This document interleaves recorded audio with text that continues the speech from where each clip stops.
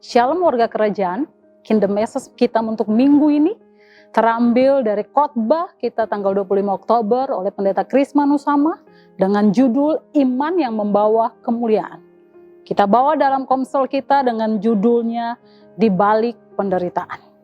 Oke, kita punya judul di tengah-tengah komsel Di Balik Penderitaan. Pertanyaan pembuka kita adalah gini, adakah pengalaman yang kita dipersalahkan ketika kita berkata jujur? Jujur sesuatu yang sudah mahal hari-hari ini. Belakangan ini, sharingkan ketika kita berkata jujur, kita dipersalahkan apa yang kita alami. Sharingkan di tengah-tengah komsel kita ya Bapak Ibu terkasih.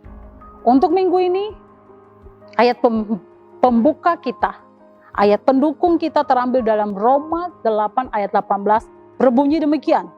Sebab aku yakin bahwa penderitaan zaman sekarang ini tidak dapat dibandingkan dengan kemuliaan yang akan dinyatakan kepada kita. Karena itu penderitaan dalam ayat ini Bapak Ibu terkasih jangan diartikan sebagai penderitaan fisik saja. Kadang kita begitu terlalu cepat mengambil satu kesimpulan apabila kita sedang mengalami keadaan tersebut di tengah-tengah kondisi pandemi seperti ini yang melanda kita. Percayalah Tuhan kita bukan Tuhan yang iseng, yang memberikan penderitaan-penderitaan itu kepada kita.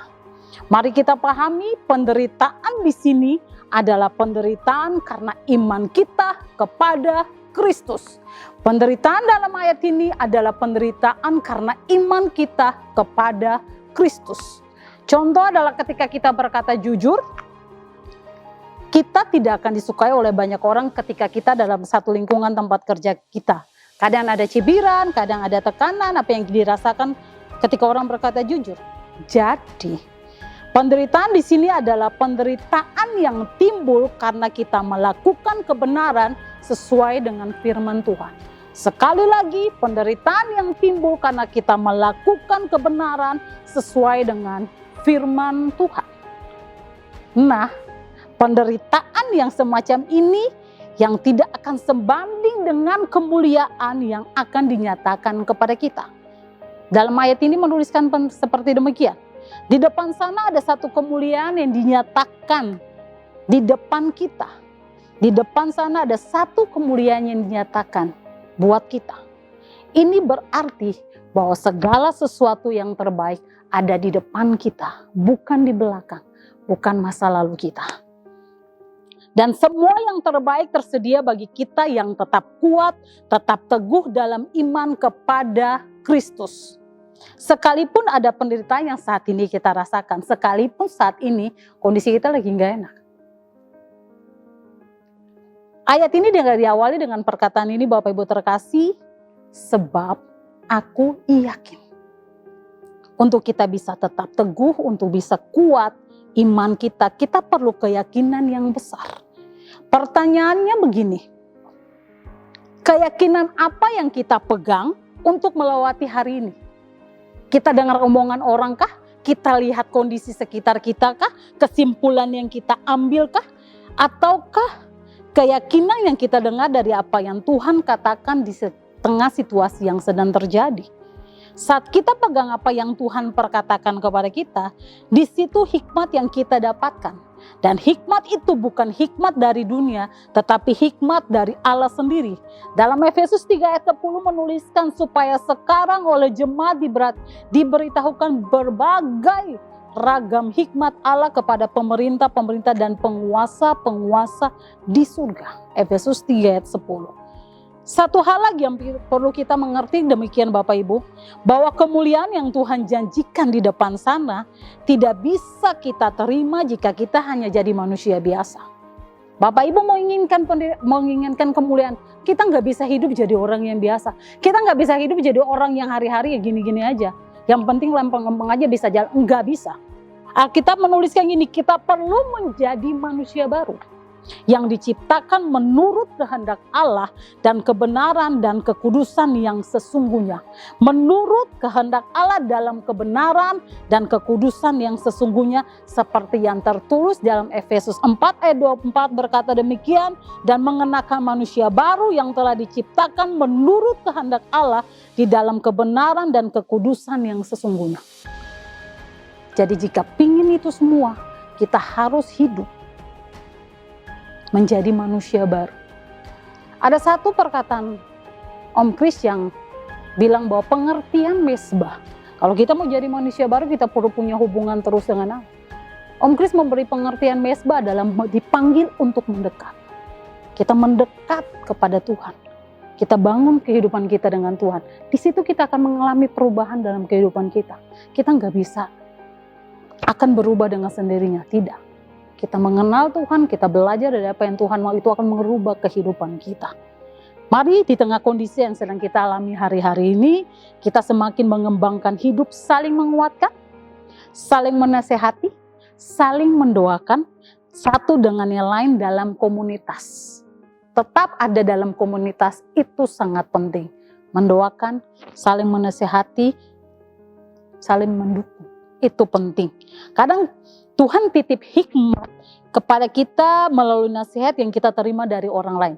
Jadi tidak semua jawaban yang kita butuh itu datang dari kita doa Tuhan kasih. Ada yang Tuhan kasih melalui orang lain. Hikmat yang Tuhan taruh melalui orang lain. Gembala kita, pendeta kita, orang tua rohani kita, ada teman kita.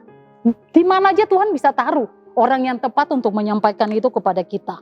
Jadi melalui kekuatan yang baru, nasihat dalam firman Tuhan kita dapatkan, serta setiap doa dalam komsel. Bapak Ibu terkasih, kita semua akan menerima kemuliaan yang Tuhan sediakan di balik setiap penderitaan yang sedang kita alami dalam kehidupan kita. Ini aja isi yang begitu singkat dari perenungan di balik penderitaannya, cuma mau bilang buat kita begini bahwa mari, yang terbaik itu ada di depan. Sesuatu yang Tuhan janjikan yang luar biasa itu ada di depan. Siapkan hidup kita manusia baru yang diperbaharui setiap waktu, jadi serupa dengan Kristus untuk kita menikmati itu. Kita harus sama-sama untuk maju bersama-sama, kita mau nikmati itu. Sampai hari ini lewatilah bersama dengan Tuhan. Tetap bersyukur dengan semua keadaan. Karena itu, yang saya mau berbagi untuk kita sharing untuk hari ini, pertama, apa yang perlu kita bangun supaya kehidupan kita yang kuat dalam iman bisa kita miliki dalam melewati hari-hari ini. Apa yang kita bangun supaya kehidupan kita kuat dalam iman. Kedua, bagaimana kita bisa meninggalkan kehidupan manusia yang lama dan hidup sebagai manusia baru dalam Tuhan. Itu proses. Bagaimana cara? Saya tahu dengan kondisi seperti ini yang kita sudah lewati 6 bulan lebih, pasti ada pembentukan yang Tuhan kerjakan dalam kita. Ada saja perubahan yang Tuhan buat, karakter kita diubahkan. Sharingkan itu di tengah-tengah teman-teman untuk saling berbagi. Dan yang ketiga, komitmen apa yang akan Anda buat supaya bisa menikmati kemuliaan yang Tuhan siapkan di balik penderitaan yang kita alami. Komitmen apa? Itu selalu harus ada komitmen kita. Untuk membuat kita punya semangat untuk, ayo, saya mau berubah, saya mau jadi serupa dengan Kristus. Terakhir, prayer kita saling mendoakan supaya semua jemaat Komsel terus hidup dalam kehidupan sebagai manusia yang baru dalam Tuhan. Kedua, semangat untuk terus membangun devotion life dan family devotion. Ketiga, berakar makin kuat, terus bertumbuh menuju keserupaan dengan Kristus. Keempat, gereja dan para pemimpin Tuhan perlengkapi dengan hikmat untuk menuntun kita dalam kehendak Tuhan. Kelima, kebijakan pemerintah kota, provinsi, bangsa, dan negara supaya setiap kebijakan berdampak mengurangi penyebaran COVID. Terus doain biar COVID ini bisa berangsur-angsur pulih, biar kita bisa hidup lebih bebas dari hari-hari ini, maksudnya bergeraknya ke sana kemari, tapi tetap harus jaga protokol. Terima kasih untuk Komsel minggu ini. Mari sharingkan itu di tengah-tengah Komsel Bapak Ibu di balik penderitaan. Terima kasih. Biarlah kebenaran ini yang Bapak Ibu bagi di tengah-tengah Komsel bisa menguatkan satu dengan yang lain. Tuhan Yesus memberkati, mari kita berdoa. Tuhan Yesus, terima kasih buat hari ini. Biar kami jadi orang-orang yang saling menguatkan, saling mendukung. Kami percaya bahwa kemuliaan yang Tuhan janjikan kepada kami di depan lebih dari segala apa yang kami punya hari ini. Karena itu kami mau jadi pribadi yang diubahkan dari waktu ke waktu untuk kami menikmati apa yang Tuhan janjikan buat setiap kami. Terima kasih, kami biarlah komsel kami terus saling menguatkan, saling mendukung, saling menasehati untuk kami menjadi serupa dengan Kristus. Terima kasih, segala pujian, syukur, hormat kami kembalikan hanya buat Tuhan Yesus. Amin.